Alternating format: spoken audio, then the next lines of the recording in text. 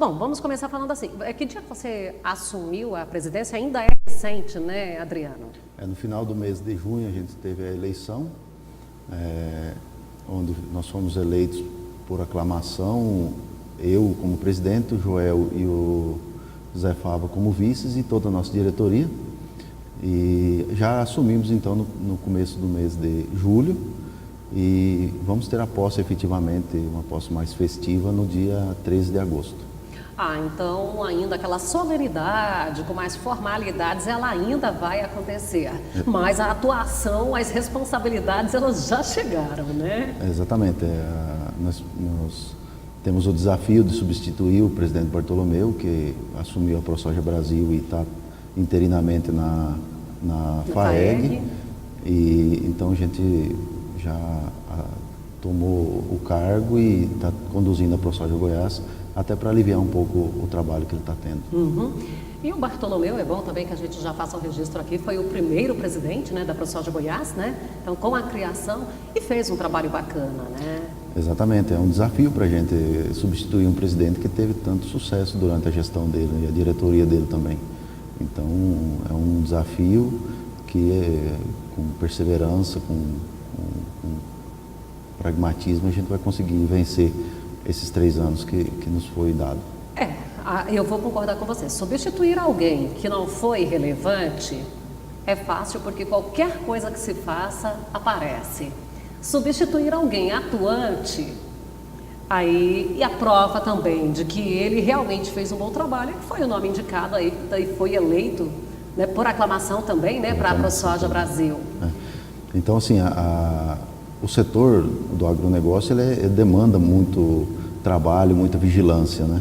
Então, é claro que a atuação dele seria impecável e nos faz ter uma atenção redobrada para que a gente consiga mostrar também realizações durante esse período que nós estaremos à frente da ProSoja Goiás. Mas parece que isso aí é que não vai faltar oportunidade para isso, né? Para segunda-feira tem uma Assembleia Geral com um tema que está bem polêmico.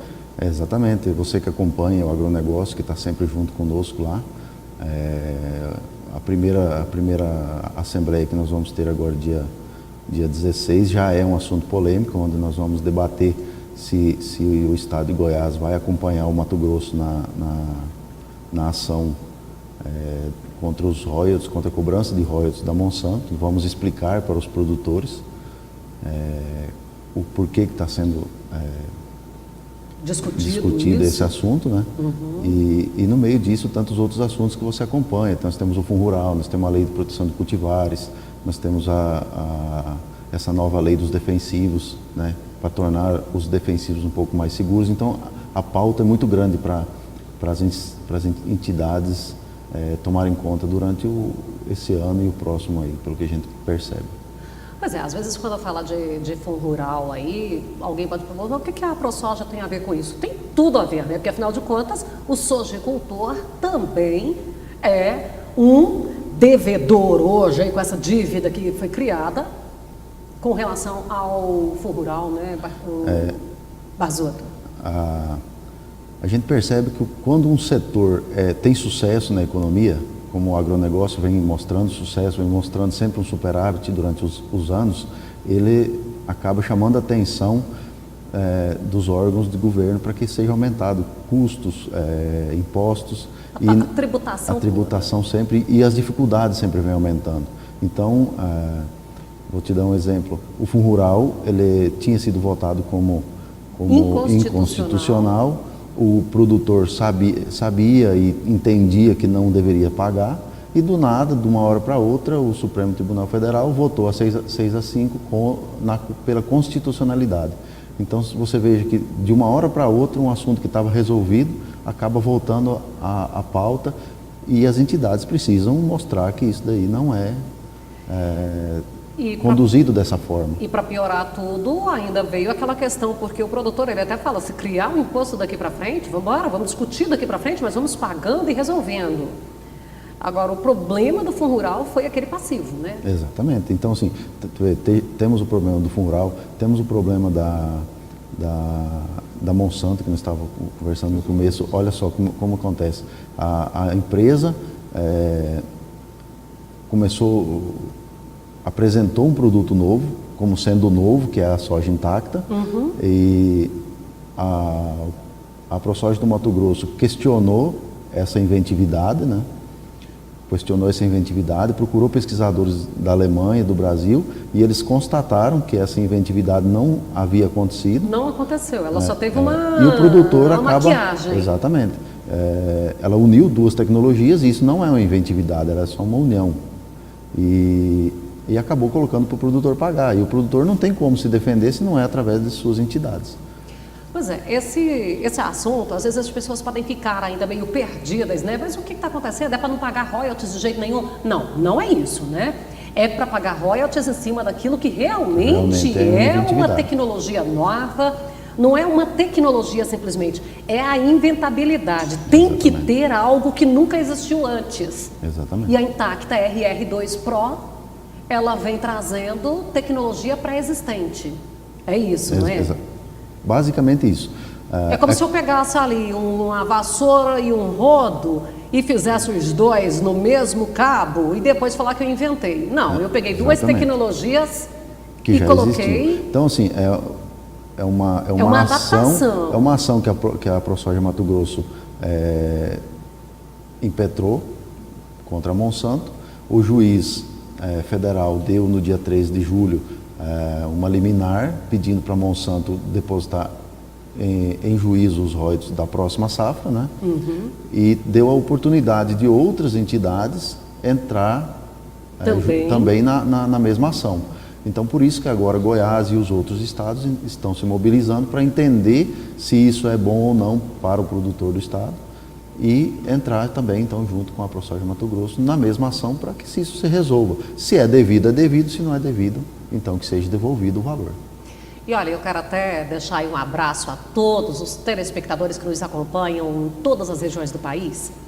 Sempre que possível, a gente distribui nos grupos ali a informação de quem é o entrevistado. E hoje, quando eu disse que o entrevistado era o presidente da ProSoja Goiás e que dentro da pauta tinha essa questão da discussão dos royalties da Monsanto, muita gente colocou como oportuno, e certamente tem gente aí de outros estados, que não seja o do Mato Grosso, né, acompanhando o programa hoje para compreender se eles também vão engrossar e como fazer coro a esta ação. Quando ainda saiu o resultado da discussão da inventabilidade, que não tinha inventabilidade, ainda por acaso tivemos um encontro com o Marcos da Rosa, que então era o presidente. Ele falou conosco, a gente se encontrou em Mineiros num evento e ele estava com a notícia novinha, então a gente trouxe assim, bem de primeira mão essa informação na época. Joel, isso aí também vem contribuir para o produtor, né? Que o produtor quer investir, mas ele precisa, ele também não pode ser condenado sozinho, né? A pagar todos os custos. E aí nesse caso a gente está vendo que é um custo que parece que não é certo, não é para o produtor esse custo. É importante frisar, nesse caso da Intacta, que assim, o produtor ele é carente de tecnologia, ele concorda com as novas tecnologias, mas ele também não pode ficar refém da forma com que essas tecnologias são colocadas no campo, né? Nós estamos discutindo inventividade. Inventividade parece que não existe. Então, os royalties, logicamente, não deveriam ser cobrados sobre isso, né? Mas existem outras coisas também que são importantes, que é também o valor que é cobrado por isso, né? Eu acho que seria muito mais importante fortalecer essas discussões para que novas tecnologias sejam discutidas antes de ser colocadas no campo. Qual o valor dos royalties? Como que isso vai ser, vamos dizer assim, orientado aos produtores, né? O produtor ele não é contra isso, de maneira nenhuma, nem contra a Monsanto, nem contra nenhuma empresa. É importante que a gente coloque o Sucesso no Campo, abordando esse assunto. Primeiro, que o Sucesso no Campo, ele tem um lado muito claro, que é o de defesa do produtor. Mas eu já disse várias vezes, não significa que nós apoiamos as irregularidades ou as ilegalidades. Longe disso. As empresas precisam investir em tecnologia, em pesquisa. Para fazer isso, elas precisam ter um retorno. Agora, esse retorno ele é legal quando atende todos os requisitos, de que não está atendendo nesse momento, nesse caso, né? Exatamente. Existem várias outras discussões, o Adriano já comentou aqui, a lei de cultivares, né, que estabelece royalties, direitos sobre a inventividade e sobre o desenvolvimento da tecnologia. Nós precisamos dos parceiros que desenvolvem as tecnologias. Só que nós não podemos aceitar que isso venha de qualquer forma, de qualquer maneira, ao nosso acesso, né? Então, o assunto gera polêmica, porque aí a imprensa vem defender que para ela manter a pesquisa, ela tem que trazer esse custo e ratear com o produtor. Tá, a gente sabe de todas as necessidades, mas como o Joel ainda colocou aqui, agora também não dá para vir e a todo momento dizer que tem uma invenção e não tem essa invenção.